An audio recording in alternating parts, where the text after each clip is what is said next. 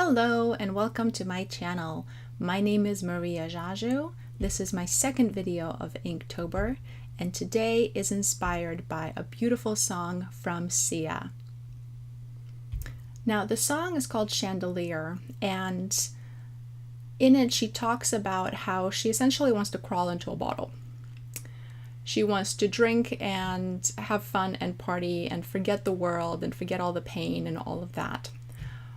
And so swinging from the chandelier in this sense is actually quite figurative. She's not actually swinging from any chandeliers. But I swear, every time I hear that chorus, this image right here is exactly what I'm imagining. So I figured the song is stuck in my head. Last time I drew a song that was stuck in my head. Let's illustrate this one. Let's get it out of me.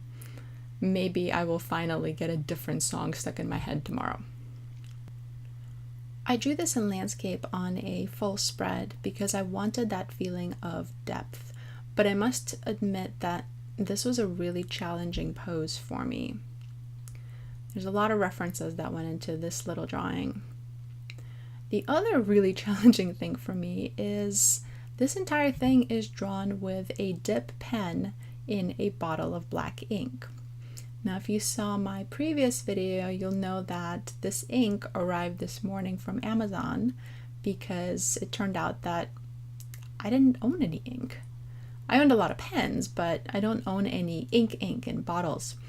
And I figure for Inktober, what better thing to try than some real India ink. And so I ordered some Dr. P.H. Martin's, which I've heard so much about their watercolor brand and seen so many beautiful videos. This is their India ink, and I have a set of 12 colors, black being one of them. And even though I do have these couple of nibs left over from a calligraphy set that I had gotten for Christmas a decade ago and never used, I've never actually drawn with a nib and a dip pen before. I think I tried a couple of the calligraphy letters on a piece of scrap paper, and that's about as far as I went. So this was quite an adventure. I learned quite a few things along the way. One of the things I learned is that ink takes a long time to dry. I know it sounds super dumb when I say it now, but if you've seen some of my other videos, you know that even though I know this about myself and I try to fight it, I always start all of my drawings on the right and then I move towards the left. And with watercolor, if I smudge a little bit, that's not a big deal. I can always just paint over it. But with ink, I had to be so careful to not let my hand smudge all of the stuff that I drew on the right just because I'm right-handed. The other thing I learned, and this is kind of cool, is that these pens behave differently depending on how you turn them. So when you first dip the ink in, it's going to be a fat stroke. But after a little bit, I can get thinner strokes if I draw with the side of the pen, but I can also get thinner strokes if I draw with the back of it.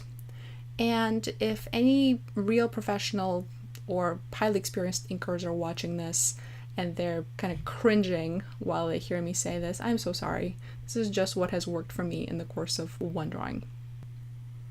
Overall, though, I really enjoyed it. It was scary. There's a lot that can go wrong.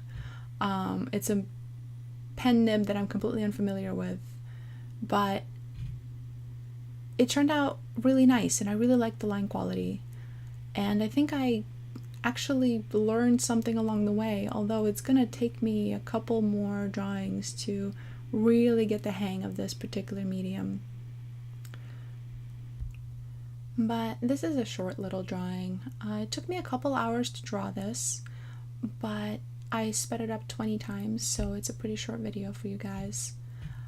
I hope you enjoy it.